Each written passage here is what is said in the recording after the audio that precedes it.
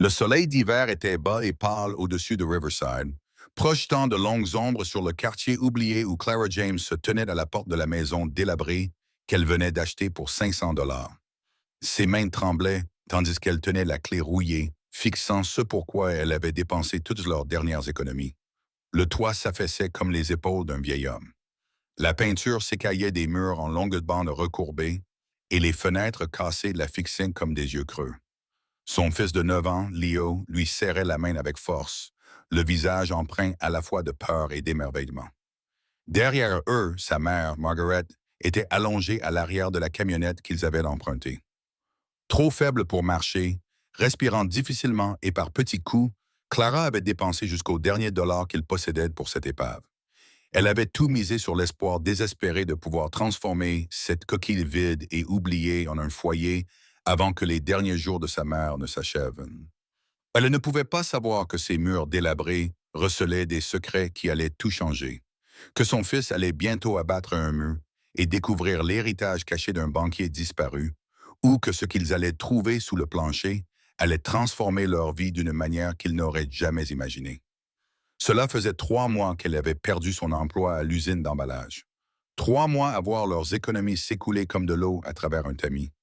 3 mois à voir l'état de santé de sa mère se détériorer dans leur appartement exigu, tandis que le propriétaire menaçait de les expulser. L'appartement était trop cher, trop petit, et Margaret avait du mal à monter les escaliers, même avant que le cancer ne se propage à ses os. Clara avait vu l'annonce sur le tableau d'affichage de la supérette, écrite à la main sur un bout de papier jauni qui semblait être là depuis des mois. Maison à 500 $, tel quel, paiement en espèces uniquement, sans poser de questions. L'adresse se trouvait dans le vieux quartier de Millbrook, un quartier qui avait lentement dépéri lorsque les usines avaient fermé dans les années 1970, laissant derrière elle des terrains vagues et des maisons dont personne ne voulait. Elle avait composé le numéro, les mains tremblantes, s'attendant à une arnaque ou à une blague cruelle. Mais la voix à l'autre bout du fil appartenait à une femme à la voix fatiguée, Patricia Henderson, qui lui avait expliqué qu'elle avait hérité de la propriété d'un parent éloigné et qu'elle voulait simplement s'en débarrasser. « Je me fiche de ce que vous en faites », avait dit Patricia, sa voix grésillant à travers la connexion téléphonique de mauvaise qualité. « Démolissez-la, rénovez-la, brûlez-la, je m'en fiche. Je vis à 2 étages de là et je ne vais pas payer une autre année d'arriéré d'impôts pour un endroit que je n'ai même jamais vu. Donnez-moi 500 $ en espèces, signez les papiers et elle est à vous. » Clara avait retiré le reste de leur fonds d'urgence à la banque. Les billets étaient neufs et lui semblaient étranges après des mois passés à compter chaque centime. Elle s'était rendue au cabinet d'avocats avec Léo sur le siège passager, son sac à dos encore rempli de livres scolaires, car elle l'avait retiré de l'école plus tôt, incapable d'attendre un instant de plus. La signature avait pris moins de 15 minutes. Patricia Henderson ne s'était même pas présentée en personne, envoyant à sa place son avocat, un homme à l'air ennuyé qui poussait des papiers sur son bureau et regardait à peine Clara. Les voilà maintenant propriétaires d'une maison qui semblait prête à s'effondrer à la moindre provocation. Les marches du porche grinçaient sous le poids de Clara qui les montait, testant chaque planche avant d'y poser tout son poids. La clé était coincée dans la serrure, corrodée par la rouille et le temps, et elle dut la secouer pendant plusieurs minutes avant que le mécanisme ne cède enfin avec un clic réticent. La porte s'ouvrit vers l'intérieur avec un bruit semblable à celui d'un animal mourant, les gonds grinçant en signe de protestation. L'odeur qui s'en échappa fit vomir Léo. Un mélange de moisissure, de pourriture et d'autres choses que Clara ne parvenait pas à identifier. Quelque chose de sucré et de pourri à la fois. Elle remonta son écharpe sur son nez et sa bouche et entra. L'intérieur était encore pire que ce que l'extérieur laissait supposer. Le sol était recouvert d'une épaisse couche de poussière et de débris. Des morceaux de verre brisés craquaient sous ses chaussures et des taches d'eau s'étalaient sur le plafond comme des œuvres d'art grotesques. Le papier peint pendait en lambeaux des murs, révélant les couches en dessous. Des motifs de différentes décennies s'empilaient les uns sur les autres comme des vestiges archéologiques. Les meubles qui restaient étaient anciens et tombaient en ruine. Un canapé dont les ressorts dépassaient du rembourrage déchiré. Une table à laquelle il manquait 2 pieds. Des chaises éparpillées comme des cadavres sur un champ de bataille. « Maman, cet endroit est dégoûtant, » dit Léo, la voix étouffée par la manche qu'il pressait contre son visage. Si on ne peut pas vivre ici. Clara se tourna vers son fils et vit la peur dans ses yeux, ses épaules voûtées comme s'il essayait de se faire plus petit. Il avait maigri au cours des derniers mois. Son visage avait perdu trop rapidement les rondeurs de l'enfance, vieilli par l'inquiétude et la faim qu'un enfant de 9 ans ne devrait pas se connaître. Elle s'agenouilla devant lui et lui prit les mains malgré la poussière et la saleté. « Je sais que ça a l'air moche pour l'instant, » dit-elle en essayant de garder une voix calme, même si ses propres doutes hurlaient dans sa tête. « Mais on va arranger ça. On va rendre cet endroit magnifique. On va offrir à grand-mère une vraie maison pour ses derniers jours. Pas un appartement exigu avec un propriétaire qui frappe à la porte chaque semaine. » Les yeux de Léo se remplirent de larmes, mais il ne les laissa pas couler. Il était devenu si courageux, tellement plus fort qu'un enfant ne devrait l'être. Et si on n'arrivait pas à le réparer? Et s'il s'écroulait pendant qu'on dormait? Alors on se soutiendra mutuellement, dit Clara en le serrant dans ses bras. Comme on l'a toujours fait. Ils passèrent la première heure à dégager un passage entre la porte d'entrée et ce qui avait autrefois été le salon. Clara travaillait avec une fureur née du désespoir, traînant les meubles cassés dans la cour envahie par les mauvaises herbes, balayant des décennies de saleté et de débris, en tas que Léo l'aidait à mettre dans des sacs poubelles. Elle avait emprunté des outils à son voisin Marcus, un charpentier à la retraite qui l'avait regardé comme si elle était folle lorsqu'elle lui avait fait part de son projet, mais qui avait tout de même chargé son camion de matériel. « Il te faudra plus que des marteaux et de l'espoir, » lui avait dit Marcus. Mais il était arrivé 1 heure après son appel, garé derrière leur fourgonnette. Il les avait aidés à porter Margaret à l'intérieur.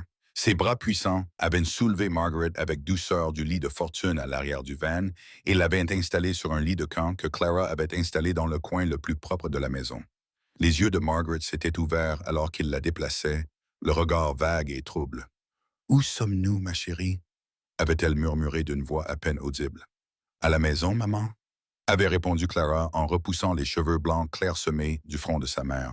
« Nous sommes à la maison maintenant. » Margaret avait esquissé un sourire, l'ombre du magnifique sourire qu'elle avait avant que la maladie ne ravage son corps, puis elle avait refermé les yeux.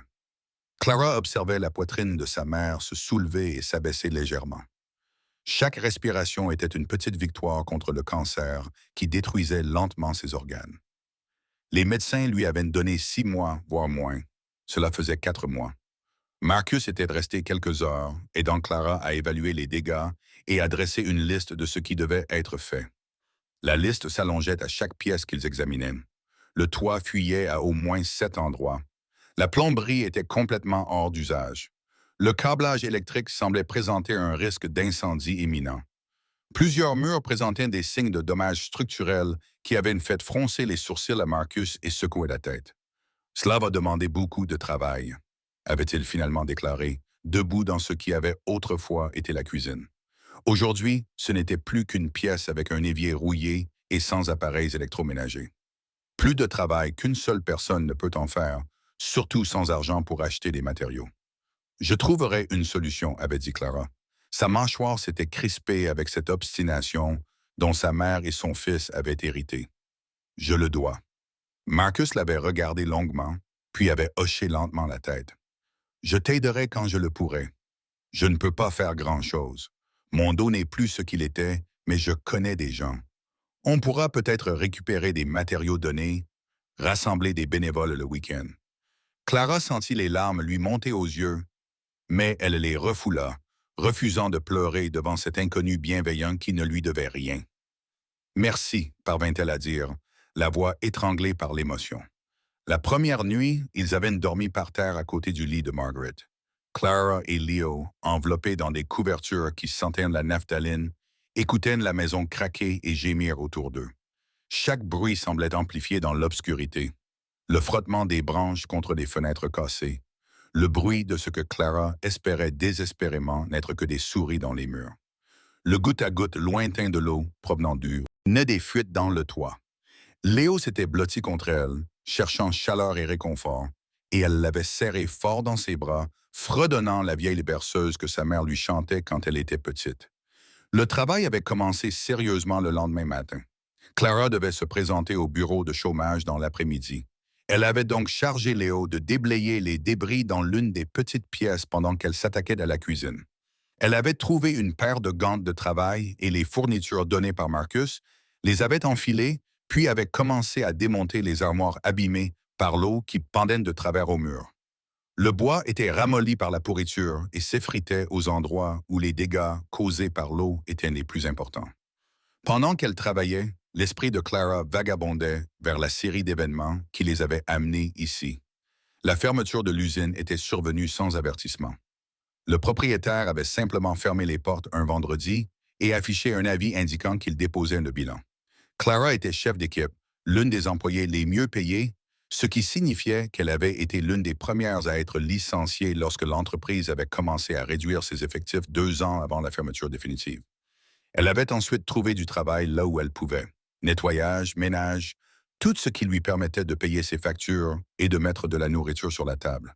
Mais le diagnostic de Margaret était tombé, soudain et brutal, comme un coup de poing dans le ventre. Le cancer était agressif et s'était déjà propagé au-delà de toute possibilité de traitement lorsque les médecins l'avaient découvert. Margaret avait travaillé toute sa vie comme couturière, sans jamais gagner beaucoup d'argent, mais en veillant toujours à ce que Clara ait tout ce dont elle avait besoin. Elle avait élevé Clara seule après que le père de celle-ci l'ait quittée, alors qu'elle n'était encore qu'un bébé.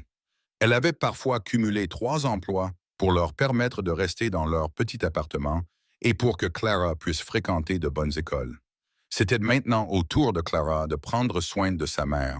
Et elle avait échoué de manière spectaculaire jusqu'à ce que cette maison lui tombe dessus comme un cadeau de l'univers qui l'avait malmenée pendant si longtemps.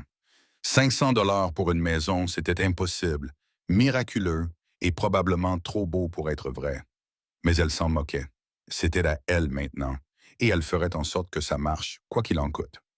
Léo apparut dans l'embrasure de la porte de la cuisine, le visage maculé de saleté, les cheveux hérissés dans tous les sens. Maman, j'ai trouvé quelque chose de bizarre dans la chambre. Clara posa le pied de biche qu'elle utilisait pour arracher les planches et suivit son fils dans le couloir étroit jusqu'à l'une des chambres à l'arrière. La pièce était petite et sombre, sa seule fenêtre était recouverte de planches clouées de l'extérieur. Léo avait dégagé la plupart des débris, les empilant soigneusement dans un coin comme elle le lui avait appris, et il se tenait maintenant debout, pointant du doigt le mur du fond. « Regarde ça !» dit-il en s'approchant du mur et en appuyant sa main contre celui-ci. Le papier peint ici était différent du reste de la maison. Un motif floral délavé qui avait peut-être été joyeux autrefois, mais lorsque Léo appuya dessus, le mur fléchit légèrement vers l'intérieur. Le matériau sous le papier était clairement endommagé ou creux. Clara s'approcha et passa ses mains sur la surface. La texture semblait anormale, fragile et friable. Elle appuya plus fort et sa main traversa le mur, faisant un trou dans le vieux plâtre qui envoya un nuage de poussière blanche. Elle recula en toussant et agita la main pour éloigner la poussière de son visage. À travers le trou, elle pouvait voir l'obscurité, un espace creux entre les murs. Elle attrapa le pied de biche qu'elle avait posé et commença à élargir prudemment l'ouverture, enlevant des morceaux de plâtre et des bandes de vieux latis. Le mur s'est effondré facilement, révélant un espace d'environ 15 cm entre les murs intérieurs et extérieurs. « Qu'est-ce que c'est ?» demanda Léo en scrutant l'obscurité. « Juste un espace vide », répondit Clara.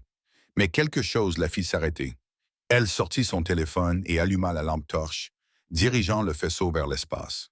La lumière balaya les montants exposés et l'isolation réduite en poussière, puis se posa sur autre chose. Quelque chose qui brillait faiblement dans l'obscurité. « Il y a quelque chose là-dedans, » dit Léo, la voix pleine d'excitation. « Je le vois, » dit Clara en tendant prudemment la main dans l'espace, attentive aux clous et aux échardes, ses doigts effleurant quelque chose de froid et de métallique. Elle l'attrapa et tira, sentant une résistance, puis un mouvement. L'objet se détacha dans un grincement et elle trébucha en arrière, manquant de le laisser tomber. C'était une boîte métallique de la taille d'une boîte à chaussures, rouillée et corrodée, mais toujours intacte. Sa surface était recouverte de décennies de poussière et de saleté, masquant tous les détails. Clara la posa sur le sol et s'agenouilla à côté, Léo se pressant près d'elle. « Qu'y a-t-il à l'intérieur » demanda-t-il, le souffle coupé. « Voyons voir, » répondit Clara. Elle essaya d'ouvrir le couvercle, mais il était coincé. La rouille et le temps l'avaient presque soudé. Elle glissa la lame du pied de biche sous le rebord et fit levier doucement, ne voulant pas endommager ce qui pouvait se trouver à l'intérieur. Le couvercle résista, puis céda soudainement dans un grincement métallique. À l'intérieur de la boîte, enveloppés dans une toile cirée qui les avait protégés de l'humidité et de la décomposition, se trouvaient des photographies. Clara les sortit avec précaution, les mains légèrement tremblantes.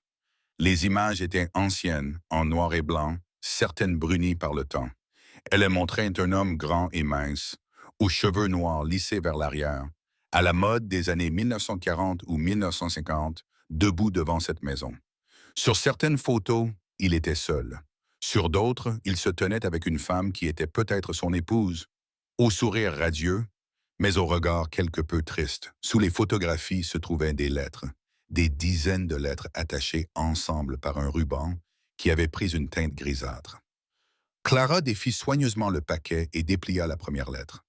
Le papier était fragile, l'encre était décolorée, mais encore lisible. L'écriture était élégante, à l'ancienne, chaque lettre soigneusement formée. « Ma très chère Margaret », commençait la lettre, et Clara eut le souffle coupé. Le nom de sa mère. « Je sais que tu ne liras jamais ces mots, mais je les écris quand même dans l'espoir que d'une manière ou d'une autre, malgré la distance qui nous sépare, tu ressentiras ce que je ne peux pas dire à haute voix. » Clara parcourut le reste de la lettre, le cœur battant. C'était une lettre d'amour, passionnée et désespérée, écrite par quelqu'un qui se signait simplement « Ton A ». Elle prit une autre lettre, puis une autre. Elles commençaient toutes de la même manière, adressées à une Margaret, toutes signées de cette seule initiale. « Qui est Margaret ?» demanda Léo, et Clara dut se secouer pour sortir de l'étrange sort que les lettres avaient jeté sur elle. « C'est le nom de ta grand-mère, dit-elle lentement. Mais elles ne peuvent pas être pour elle. Elles sont trop anciennes. Elles doivent être pour une autre, Margaret. » Mais cette coïncidence lui donna la chair de poule. Elle mit les lettres de côté et fouilla à nouveau dans la boîte. Ses doigts effleurèrent quelque chose d'autre, quelque chose qui froissait comme du papier, mais semblait plus lourd. Elle le sortit et le déplia avec précaution. C'était une carte dessinée à la main sur ce qui semblait être du papier d'ingénierie, montrant la disposition de la maison. Mais il y avait des ajouts qui ne correspondaient pas à la structure réelle, des pièces qui n'existaient pas. Et dans un coin, sous ce qui devait être le salon, quelqu'un avait dessiné un petit carré barré d'un X et écrit en minuscules lettres précises. « La vérité se trouve en dessous. » Clara fixa le plan, l'esprit en ébullition. « Léo, va chercher le maître ruban dans la boîte à outils, » dit-elle d'une voix tendue par l'excitation et une peur qu'elle ne comprenait pas tout à fait. Léo partit en courant et revint quelques instants plus tard avec le maître ruban. Ensemble, ils se rendirent dans le salon où Margaret dormait toujours sur son lit de camp, sa respiration régulière mais superficielle.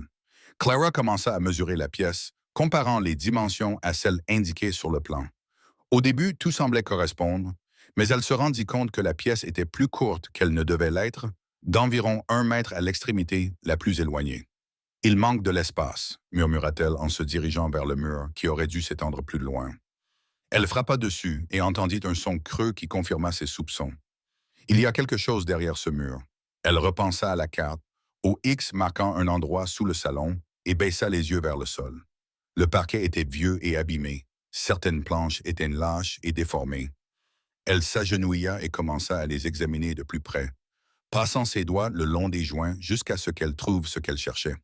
Une planche qui ne correspondait pas tout à fait aux autres, légèrement plus récente, avec des têtes de clous différentes. Clara glissa le pied de biche sous le bord de la planche et la souleva.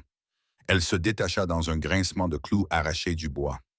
En dessous, il y avait une autre planche, puis une autre. Elle souleva 5 planches au total, révélant un espace sombre en dessous. Ce n'était pas tout à fait un sous-sol, mais une sorte de vide, insanitaire.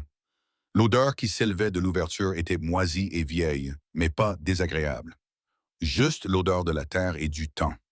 Clara éclaira l'obscurité avec la lampe de son téléphone et vit des poutres en bois soutenant le plancher, de la terre en dessous et autre chose, une forme qui n'avait pas sa place là. « Reste ici », dit-elle à Léo. Mais il l'ignora, s'accroupissant à côté de l'ouverture et regardant en bas, les yeux écarquillés. Clara se baissa pour passer par le trou, ses pieds trouvant prise sur les poutres transversales en dessous. L'espace ne mesurait qu'environ 1,20 mètres de haut, l'obligeant à s'accroupir maladroitement. Elle avança prudemment, testant chaque poutre avant d'y poser son poids. La forme qu'elle avait aperçue se précisa à mesure qu'elle s'en approchait. Une autre boîte, plus grande que la première, en bois cette fois-ci plutôt qu'en métal. Elle la traîna jusqu'à l'ouverture et la poussa à travers le trou. Léo l'aida à la tirer jusqu'au bout.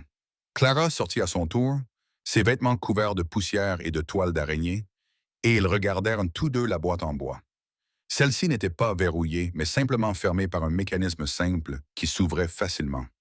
Clara souleva le couvercle et ils poussèrent tous deux un cri en voyant ce qui se trouvait à l'intérieur. Des pièces d'or, des centaines, qui brillaient même dans la faible lumière qui filtrait à travers les vitres sales. Elles remplissaient la moitié de la boîte. Leur surface était estampillée de dettes et de visages que Clara ne reconnaissait pas. Sous les pièces se trouvaient des papiers, des documents attachés avec de la ficelle et d'autres photographies. Clara tendit la main tremblante et prit une des pièces. Elle était lourde, en or véritable, à première vue. Elle datait de 1923. Elle la reposa délicatement et sortit les documents à la place. C'étaient des obligations. Elle comprit qu'il s'agissait de certificats d'investissement provenant de banques qui n'existaient peut-être même plus. Certaines dataient des années 1930, d'autres des années 1940 et 1950. Les montants inscrits dessus lui donnèrent le vertige. 10 000 $, 25 000 $, 50 000 $. Il y en avait des dizaines. Sommes-nous riches? Demanda Léo d'une petite voix, comme s'il craignait que la réponse ne disparaisse s'il la disait trop fort. Je ne sais pas, répondit Clara honnêtement. Ils ne valent peut-être plus rien. Les banques ont peut-être disparu. Les obligations ont peut-être expiré. Il faudrait qu'un expert les examine. Mais même en disant cela, l'espoir fleurit dans sa poitrine, douloureux et lumineux. Les prit les photos, et cette fois, l'homme sur les clichés était plus âgé, plus grisonnant, debout devant la maison, mais seul cette fois, sans sa femme à ses côtés. Sur l'une des photos, il posait avec un homme plus jeune qui lui ressemblait suffisamment pour être son fils. Tous deux avaient le visage sérieux et ne souriaient pas, comme les gens sur les vieilles photos. Le dernier objet dans la boîte était un journal intime en cuir. Sa couverture était usée à force d'avoir été manipulée. Clara l'ouvrit avec précaution et découvrit des pages couvertes de la même écriture élégante que celle des lettres. C'était une sorte de journal intime, dont les entrées dataient de 1947 à 1962. Elle commença à lire et peu à peu, l'histoire se dessina. L'homme s'appelait Albert Rothschild et avait été banquier dans la ville, prospère et riche, jusqu'à ce que le krach boursier de 1929 anéantisse sa fortune et celle de ses clients. Il avait passé les décennies suivantes à reconstruire discrètement sa fortune, investissant prudemment dans l'or lorsque le gouvernement l'avait à nouveau autorisé, achetant des obligations et des certificats qu'il cachait, car il avait perdu confiance dans les banques et les institutions. La femme sur les photos était son épouse, Anna, décédée en 1955. Il n'avait pas eu d'enfant et Albert était devenu reclus après sa mort. Il vivait seul dans cette maison et ne voyait personne. Les inscriptions sont devenues plus sporadiques après la mort d'Anna, parfois espacées de plusieurs mois, l'écriture devenant de plus en plus tremblante au fil des ans. La dernière inscription date du 15 décembre 1962. « Je suis le dernier de ma lignée », avait écrit Albert. « Ma fortune mourra avec moi, enterrée dans cette maison qui renferme tous mes souvenirs. Peut-être qu'un jour quelqu'un la trouvera, quelqu'un qui en aura plus besoin que moi, qu'il la garde avec ma bénédiction. Qu'il sache que l'argent n'est rien sans l'amour, sans la famille, sans but. Je quitte ce monde avec plus d'or que la plupart des hommes n'en verront jamais, et sans personne avec qui le partager. Que celui qui trouvera ce trésor y trouve le bonheur que je n'ai jamais pu trouver. » Les mains de Clara tremblaient, tandis qu'elle lisait ces mots. Elle leva les yeux vers Léo, puis vers sa mère, qui dormait paisiblement sur le lit de camp. Son visage se détendit comme il ne l'avait pas fait depuis des mois. Des larmes coulaient sur les joues de Clara sans qu'elle puisse les retenir. « Maman, dit Léo doucement, ça va? Je pense que tout va bien se passer, répondit Clara, la voix brisée. Je pense que tout va vraiment bien se passer. Elle referma le journal et rangea soigneusement tout dans la boîte. Ils devaient mieux sécuriser la maison avant que la nouvelle de leur découverte ne se répande. Ils devaient trouver un expert capable d'évaluer les pièces et les obligations. Ils devaient agir avec intelligence et prudence. Mais pour la première fois depuis des années, Clara avait l'impression de pouvoir respirer, comme si le poids qui lui écrasait la poitrine s'était suffisamment allégé pour laisser entrer l'air. Le reste de la journée passa dans un brouillard. Clara appela Marcus et lui demanda de venir. Elle avait besoin de quelqu'un en qui elle avait confiance pour être témoin de ce qu'ils avaient trouvé. Lorsqu'il arriva et qu'elle lui montra le contenu des boîtes, ses yeux s'écarquillèrent et il laissa échapper un sifflement admiratif. As-tu une idée de ce que cela pourrait valoir? Demanda-t-il prudemment, en prenant une des pièces d'or et en l'examinant. Aucune idée, admit Clara. C'est pour ça que je t'ai appelé. J'ai besoin de quelqu'un qui puisse m'aider à déterminer la marche à suivre. Quelqu'un en qui j'ai confiance. Marcus resta silencieux pendant un long moment, tournant la pièce entre ses mains burinées. Mon beau-frère est numismate, finit-il par dire. C'est un mot sophistiqué pour désigner quelqu'un qui s'occupe de pièces et de monnaies anciennes. Il travaille dans une maison de vente aux enchères en ville. Je peux l'appeler et lui demander de venir jeter un œil en toute discrétion. Il gardera le secret, demanda Clara. Je ne veux pas que les gens soient au courant. Pas encore. C'est quelqu'un de bien, la rassura Marcus. Il sera discret.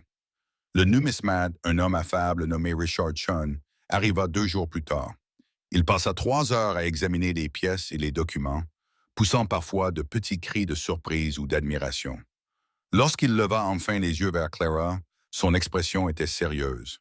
« Madame James, dit-il avec précaution, ce que vous avez là est une découverte extraordinaire. À elles seules, ces pièces d'or, selon leur état et leur rareté, pourraient valoir entre 500 000 et 2 millions de dollars, voire plus aux enchères.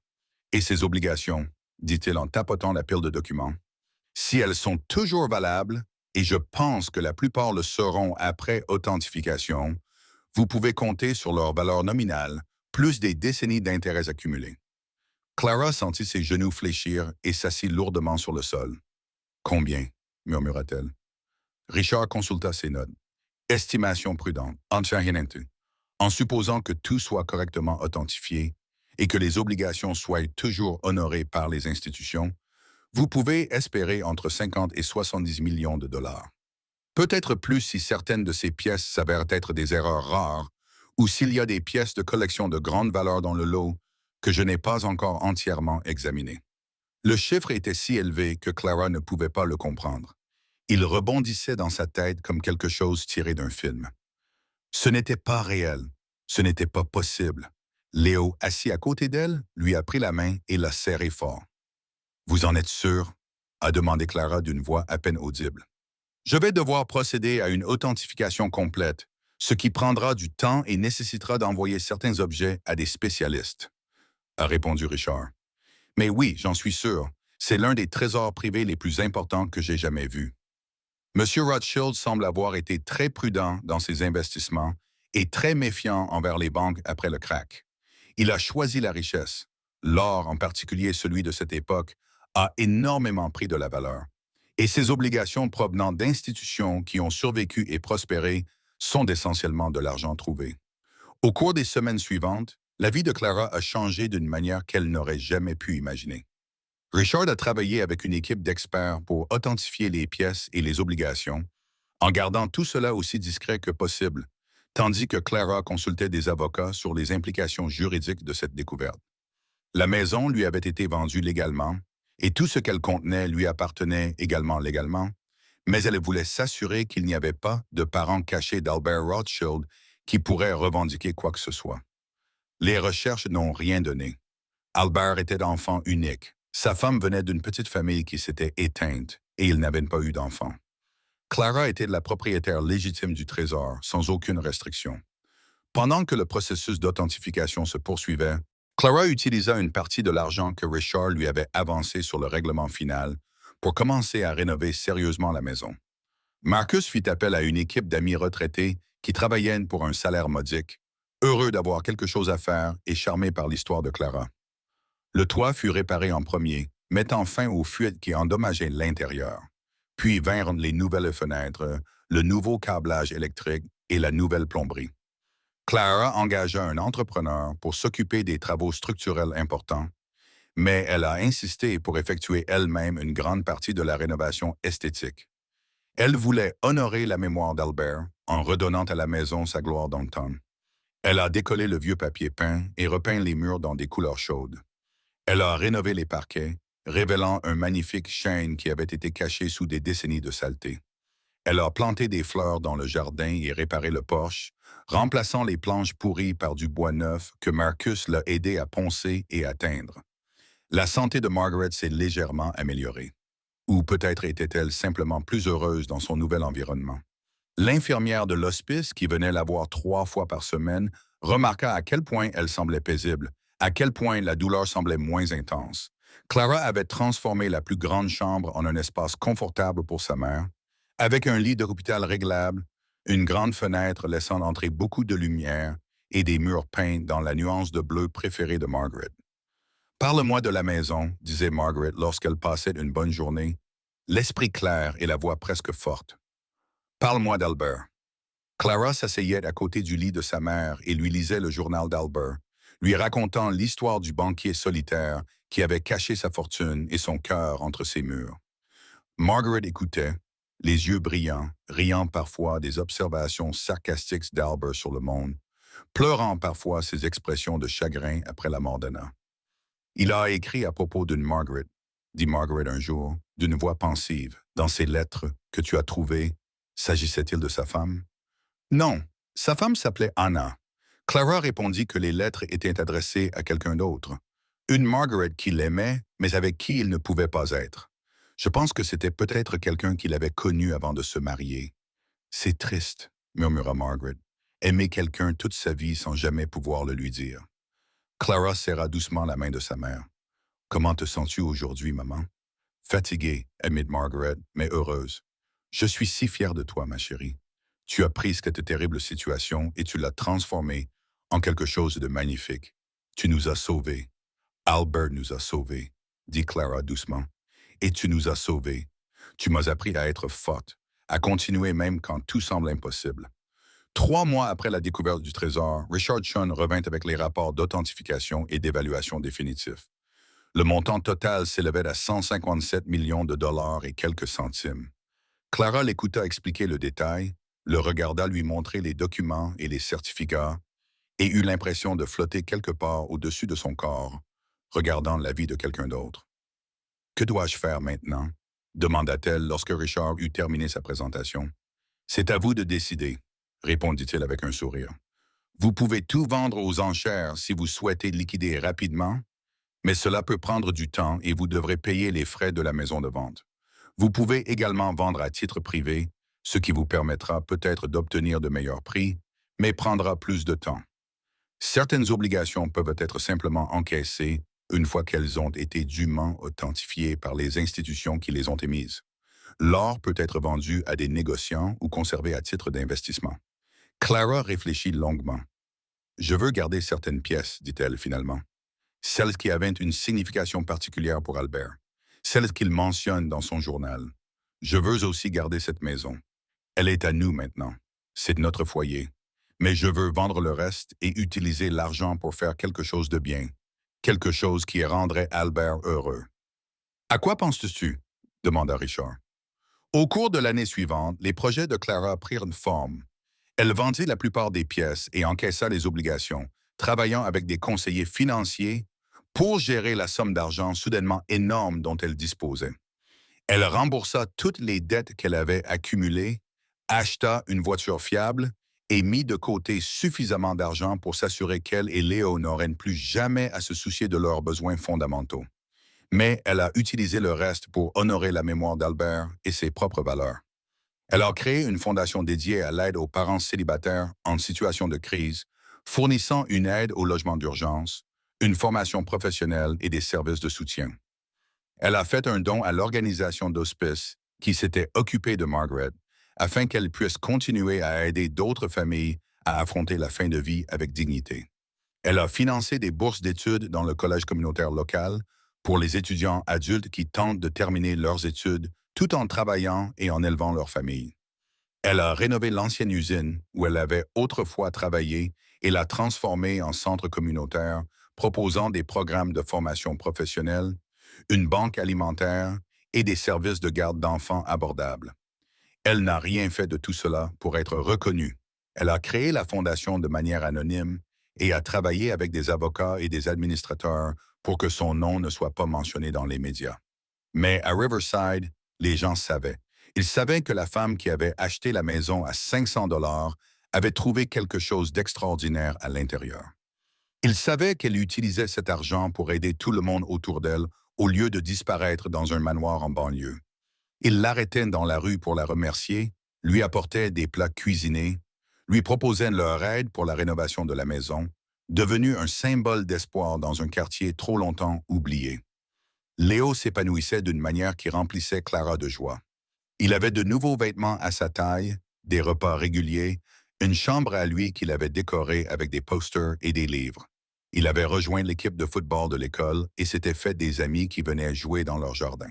Il aidait Clara à faire le travail de fondation, à remplir des enveloppes et à organiser des collectes de dons, apprenant ainsi la valeur du don de soi. Margaret a vécu assez longtemps pour voir tout cela. Le cancer qui aurait dû la tuer en quelques mois lui a finalement donné 2 années supplémentaires. Des années remplies de chaleur, d'amour et de sens. Elle passait ses bons jours à aider Clara dans le travail de la fondation, à passer des coups de fil et à écrire des lettres de sa belle écriture qui avait attiré l'attention de Clara sur le journal d'Albert. Elle passait ses mauvais jours dans sa chambre confortable, à regarder les oiseaux à la mangeoire. Léo avait accroché une photo d'elle à sa fenêtre, entourée de sa famille et de paix. Par un matin clair d'octobre, alors que les feuilles devenaient dorées et rouges derrière sa fenêtre et que le soleil illuminait son lit, Margaret James s'est éteinte paisiblement dans son sommeil. Clara et Léo étaient là, assis de chaque côté de son lit, lui tenant les mains. Ils l'ont enterrée dans le petit cimetière à la lisière de la ville, sous un chêne qui rappelait à Clara celui du journal d'Albert, dont il disait qu'Anna l'aimait. Lors des funérailles, des personnes que Clara connaissait à peine sont venues la remercier pour ce qu'elle avait fait pour la communauté. Elles lui ont raconté comment la Fondation les avait aidés, comment le centre communautaire leur avait donné un endroit où aller, comment les bourses d'études avaient changé leur vie. Clara écoutait, pleurait et acceptait leur gentillesse. Mais elle pensait surtout à sa mère, à la force et à la grâce dont Margaret avait fait preuve pendant toutes ces années de lutte et de souffrance. Après les funérailles, Clara et Léo rentrèrent chez eux, dans cette maison qui était une ruine et qui était désormais un foyer repeint, réparé et baigné de lumière. Ils s'assirent sous le porche que Marcus et ses amis avaient reconstruit, contemplant le jardin qui avait remplacé la cour envahie par les mauvaises herbes. Au loin, des enfants jouaient dans le parc que la Fondation avait aidé à restaurer. Leur rire portait dans l'air automnal. « Tu crois que grand-mère est heureuse ?» demanda Léo, appuyé contre Clara. « Je pense qu'elle est en paix, » répondit Clara en passant son bras autour de son fils. « Je pense qu'elle a pu nous voir traverser cette épreuve. C'est tout ce qu'elle a toujours voulu. »« Tu crois qu'Albert savait ?» demanda Léo lorsqu'il cacha tout cet argent. « Tu crois qu'il savait que cela sauverait quelqu'un un jour ?» Clara repensa à la dernière entrée du journal d'Albert, à son espoir que quelqu'un trouve son trésor et y trouve le bonheur.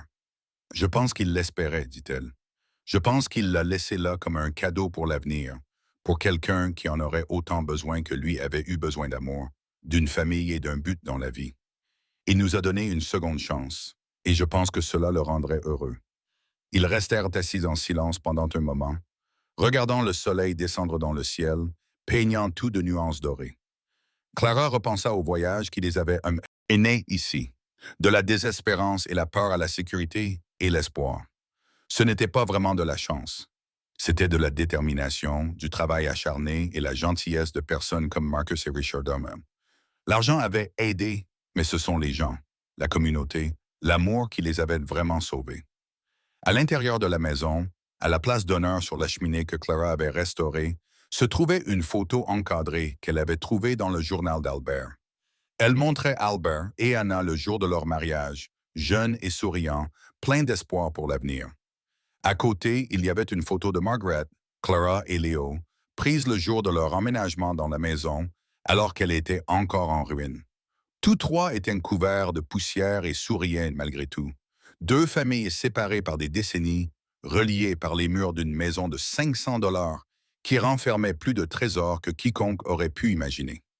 Pas seulement de l'or et des obligations, mais aussi des histoires, des souvenirs et le pouvoir de l'espoir qui refuse de mourir même dans les moments les plus sombres. Clara avait appris que le trésor pouvait prendre plusieurs formes. Parfois, il s'agissait de pièces d'or cachées dans les murs. Parfois, c'était l'amour de la famille et des amis. Parfois, c'était la force de continuer quand tout vous poussait à abandonner. Et parfois, c'est tout cela à la fois, tissé d'une manière que vous n'auriez jamais imaginée. Au fil des mois et des années, la maison de Millbrook Street est devenue plus que le simple domicile de Clara. Elle est devenue un symbole pour tout le quartier. La preuve que les lieux et les personnes oubliées avaient encore de la valeur, avaient encore des histoires qui méritaient d'être racontées. La fondation qu'elle avait créée a dépassé ses attentes les plus folles, aidant des centaines de familles à sortir de la pauvreté et du désespoir. Le centre communautaire bourdonnait d'activités 7 jours sur 7. Les enfants apprenaient dans le cadre de programmes parascolaires. Les adultes se formaient à de nouvelles carrières. Les familles se réunissaient pour partager des repas et se soutenir. Léo est devenu un adolescent réfléchi qui comprenait la valeur de l'argent et de la compassion. Il faisait du bénévolat au centre communautaire après l'école, donnant des cours particuliers de mathématiques et de lecture aux plus jeunes. Il avait lancé un projet visant à documenter les histoires orales des plus anciens habitants de Riverside, enregistrant leurs récits avant qu'ils ne soient perdus à jamais. Le journal d'Albert Rothschild l'avait inspiré, lui montrant à quel point il était important de préserver les souvenirs et les expériences pour les générations futures. Un jour, alors qu'il aidait à trier les dons au bureau de la Fondation, Léo trouva une vieille enveloppe qui avait été mélangée à une boîte de livres. L'enveloppe était adressée à Margaret Rothschild, Care of Riverside General Delivery, et datée de 1946. Elle n'avait jamais été ouverte, ni livrée. L'adresse de l'expéditeur était simplement marquée de l'initiale A. Léo la porta chez Clara, manipulant le papier fragile avec précaution. Ils s'assirent ensemble à la table de la cuisine, la même table que Clara avait restaurée elle-même, et elle tint l'enveloppe à la lumière. À l'intérieur, elle pouvait voir l'ombre d'une lettre, des mots qui attendaient depuis plus de 70 ans d'être lus. « Devrions-nous l'ouvrir » demanda Léo doucement. Clara pensa aux lettres d'Albert à une Margaret, qui n'était pas sa femme, à l'amour qu'il avait porté en silence toute sa vie. Elle pensa à sa propre mère, au nom qu'elles avaient partagé à travers le temps. « Je pense que nous devons le faire, » dit-elle finalement. « Je pense que cela fait partie de l'histoire que nous sommes censés connaître. » Elle ouvrit l'enveloppe avec précaution, utilisant un coupe-papier pour éviter de déchirer le papier vieilli. À l'intérieur se trouvait une seule feuille couverte de l'élégante écriture d'Albert. La lettre était datée du 3 mars 1946. Elle avait été écrite avant qu'il n'épouse Anna, avant qu'il ne devienne le banquier reclus qui cachait sa fortune dans les murs. « Ma très chère Margaret, » commençait la lettre, « je t'écris une dernière fois, même si je sais que je n'enverrai jamais cette lettre, tout comme je n'ai jamais envoyé les autres. Tu es mariée maintenant, heureuse avec ton mari et ta petite fille. Je t'ai vue en ville la semaine dernière, poussant un landau et souriant d'une manière qui illuminait toute la rue. Tu étais plus belle que jamais et plus inaccessible. » Clara eut le souffle coupé. Une fille. Margaret avait une fille. La lettre continuait. « Je sais que je devrais être heureux pour toi, et je le suis vraiment. Mais j'ai aussi le cœur brisé d'une manière que je ne peux décrire à personne. Nous étions si jeunes lorsque nous nous sommes rencontrés, trop jeunes pour comprendre ce que nous avions. Ma famille m'a interdit de te courtiser parce que ton père était ouvrier et que la mienne voulait que j'épouse quelqu'un d'argenté et de haut rang. J'ai été faible, Margaret. Je les ai écoutés plutôt que mon cœur. Je t'ai laissé partir et quand j'ai réalisé mon erreur, tu avais trouvé quelqu'un d'autre, quelqu'un qui te méritait bien plus que moi. » Les mains de Clara tremblaient tandis qu'elle lisait. Elle leva les yeux vers Léo et vit son propre choc se refléter sur son visage. « Je vais épouser une femme qui s'appelle Anna. » La lettre d'Albert continuait. « Elle est gentille et bonne, et je vais essayer de la rendre heureuse, même si je sais que je ne l'aimerai jamais comme je t'ai aimé. Je vais bâtir une vie et une fortune, mais tout cela n'aura aucune importance, car tu ne seras pas là pour le partager avec moi. J'écris cette lettre pour purger mon cœur de ces sentiments, une dernière fois, pour les reconnaître et les enfermer à jamais. Je te souhaite une vie merveilleuse, Margaret. J'espère que ta fille grandira forte et belle comme sa mère. J'espère que tu ne sauras jamais à quel point je t'ai aimé, car cette connaissance ne t'apporterait que de la douleur, et je t'en ai déjà causé suffisamment. Adieu, mon amour. Adieu pour toujours. Tu es une Clara posa la lettre avec des mains tremblantes. Les pièces se mirent en place dans son esprit comme un puzzle qu'elle ne savait pas qu'elle était en train de résoudre. Sa grand-mère s'appelait Margaret. Sa grand-mère s'était mariée jeune et avait eu une petite fille qui allait devenir la mère de Clara. Sa grand-mère avait vécu toute sa vie à Riverside et était décédée alors que la mère de Clara était encore adolescente. Maman, dit Léo doucement, tu penses que c'était elle, ta grand-mère? Je ne sais pas, murmura Clara. Mais elle savait, ou du moins, elle avait des soupçons suffisamment forts pour avoir l'impression de savoir. Elle se dirigea vers la boîte où elle conservait les vieilles photos de famille, les quelques-unes qui lui restaient parmi les affaires de sa mère. Elle en sortit une photo de sa grand-mère Margaret, jeune femme, debout devant une maison qui aurait pu se trouver n'importe où, souriant à l'appareil photo. Elle la compara aux photos de la femme sur les clichés d'Albert, celle qui n'était pas Anna. La ressemblance était là, si on la cherchait. La forme des yeux, la courbe du sourire pouvaient être ceux d'une même femme à différentes étapes de sa vie, ou bien il pouvait s'agir d'une coïncidence. Sans plus de preuves, Clara ne saurait jamais avec certitude. Mais quelque chose dans son cœur lui disait que c'était vrai. Albert Rothschild avait aimé sa grand-mère. Il l'avait aimée de loin toute sa vie. Il avait caché sa fortune et son cœur dans la maison de Millbrook Street. Et par un hasard du destin qui semblait trop parfait pour être fortuit, cette fortune avait fini entre les mains de la petite fille et de l'arrière-petit-fils de son amour perdu. C'est pour cela qu'il a écrit cette bénédiction à la fin de son journal, dit Clara lentement, comprenant soudain. Il espérait que quelqu'un qui en aurait besoin le trouverait. Il espérait que d'une manière ou d'une autre, il trouverait son chemin jusqu'à la famille de Margaret, jusqu'à nous. Léo resta silencieux pendant un long moment. C'est de la chose la plus triste que j'ai jamais entendue, dit-il finalement. Et la plus belle. Clara serra son fils contre elle et le tint fermement. L'amour ne se déroule pas toujours comme nous le souhaitons, dit-elle. Mais parfois, il trouve quand même le moyen d'avoir de l'importance. Albert n'a pas pu être avec ton arrière-arrière-grand-mère, mais son amour pour elle a fini par nous sauver. Cela doit avoir une signification.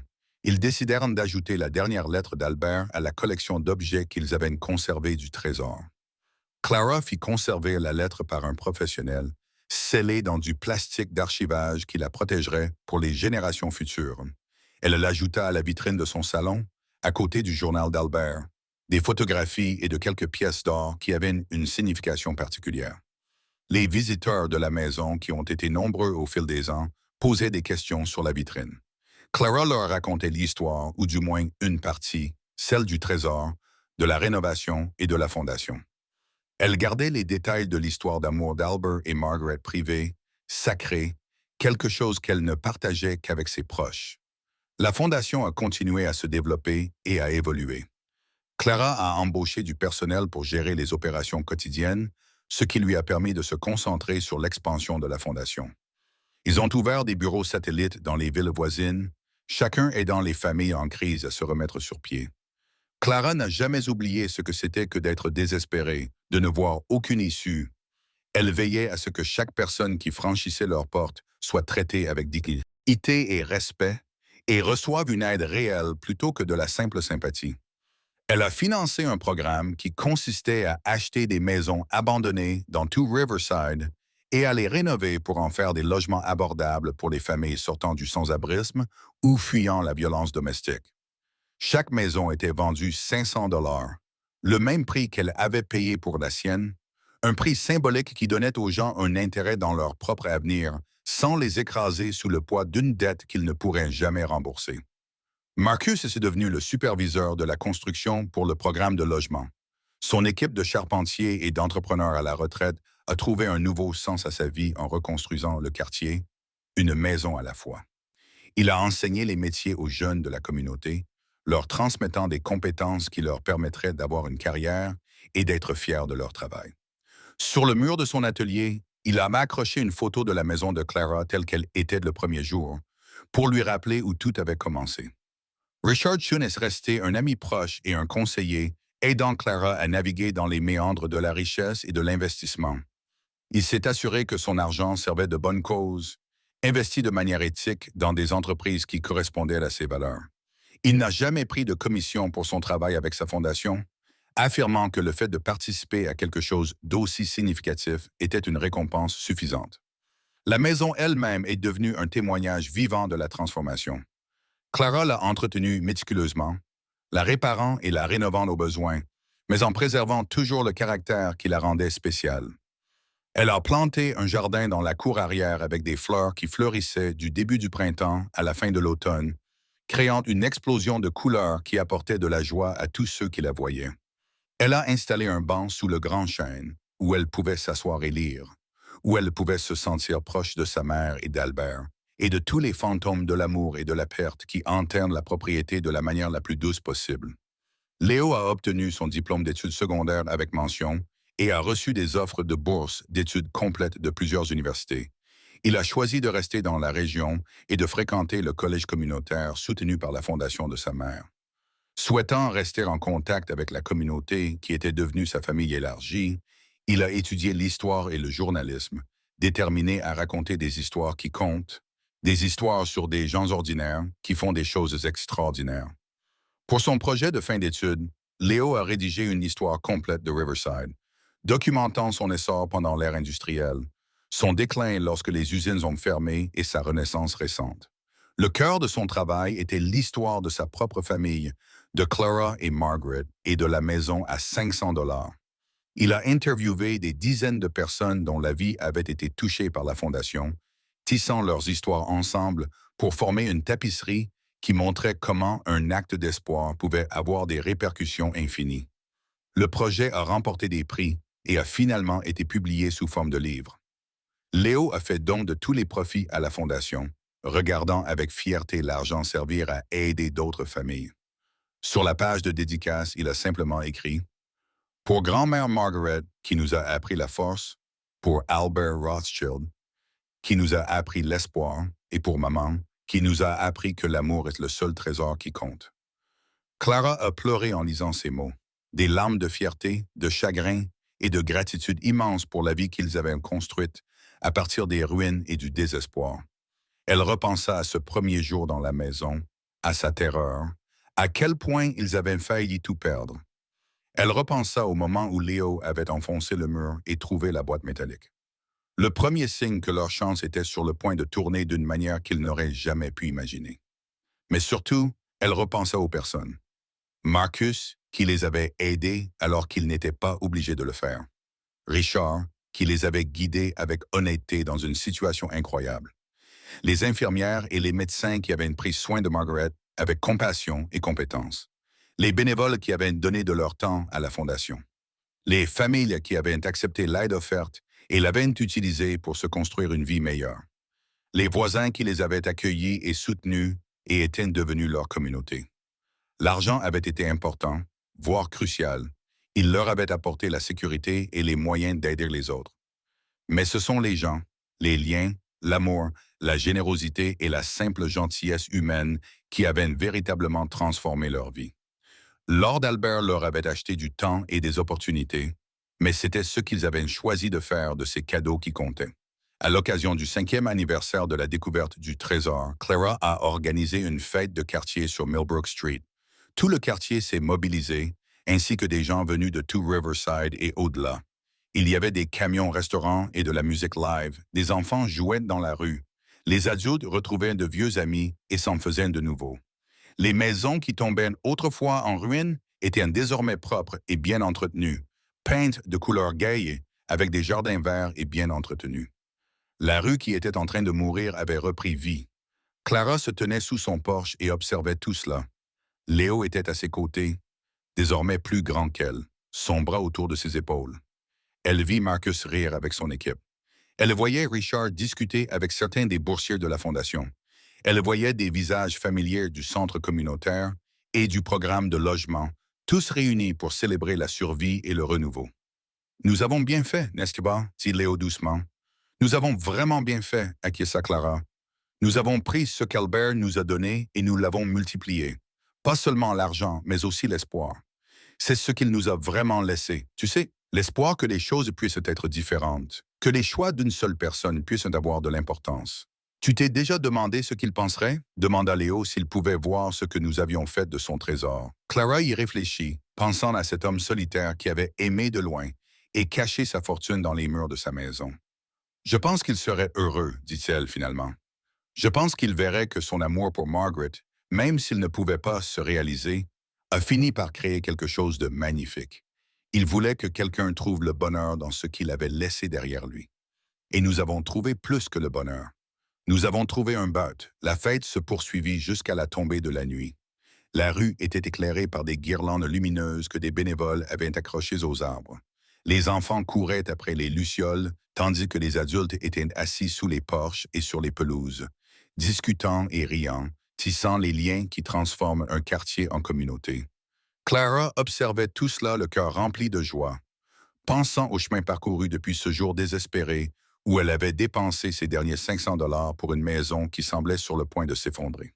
Cette nuit-là, une fois que tout le monde fut rentré chez soi et que Léo fut couché, Clara s'assit seule dans son salon et regarda la vitrine contenant les affaires d'Albert. Elle prit son journal et l'ouvrit à la dernière page, relisant ces mots une fois de plus. Que celui qui trouvera ce trésor y trouve le bonheur que je n'ai jamais pu trouver. Nous l'avons trouvé, murmura-t-elle au fantôme de l'homme qui les avait sauvés. Nous avons trouvé le bonheur et nous l'avons partagé autour de nous. Merci, Albert. Merci d'avoir aimé Margaret, même si tu ne pouvais pas l'avoir. Merci d'avoir gardé ton espoir vivant assez longtemps pour qu'il nous atteigne. Nous ne le laisserons pas mourir. Nous continuerons à le transmettre. Une famille à la fois, une maison à la fois, un acte de gentillesse à la fois. Elle ferma le journal et le remit à sa place d'honneur. Demain, elle avait une réunion avec le conseil municipal au sujet de l'extension du programme de logement. La semaine prochaine, elle devait prendre la parole lors d'une conférence sur les approches durables de la lutte contre la pauvreté. Le mois suivant, Léo allait obtenir son diplôme universitaire et commencer son premier emploi dans le journal local, où il continuerait à raconter l'histoire de personnes qui avaient besoin de faire entendre leur voix. Le travail ne serait jamais terminé. Clara savait qu'il y aurait toujours des familles en crise, toujours des gens qui auraient besoin d'aide, toujours plus à faire que ce que le temps ou l'argent pouvaient accomplir. Mais ce n'était pas grave. Le but n'était pas de tout réparer.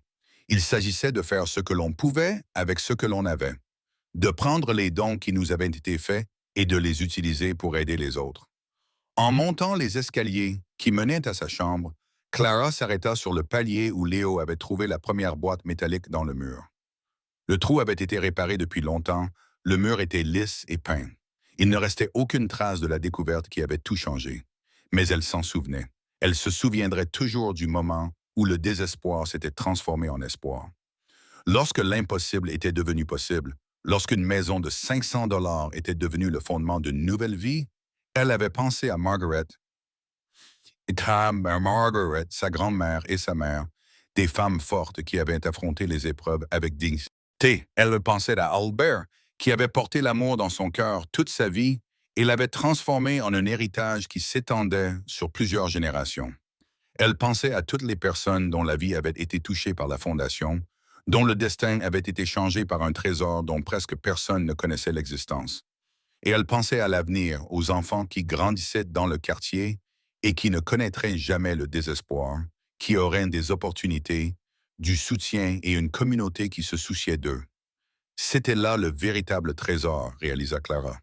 Pas l'or, ni les obligations, ni même l'argent lui-même, mais ce que cet argent pouvait devenir entre les mains de personnes qui en comprenaient la véritable valeur.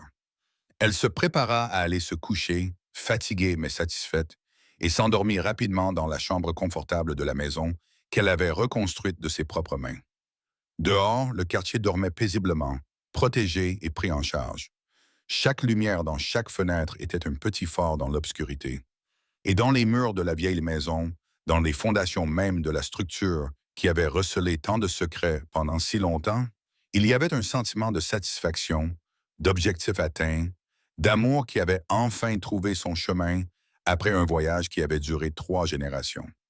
L'histoire de Clara James et de la maison à 500 $ serait racontée pendant des années, inspirant d'autres personnes à tenter leur chance dans des endroits oubliés et à réaliser des rêves oubliés. Mais Clara elle-même n'y voyait rien d'extraordinaire. Elle avait simplement fait ce qui devait être fait. Elle avait utilisé ce qu'elle avait reçu pour aider ceux qui en avaient le plus besoin. Et ce faisant, elle avait découvert que le plus grand trésor était celui que l'on partageait.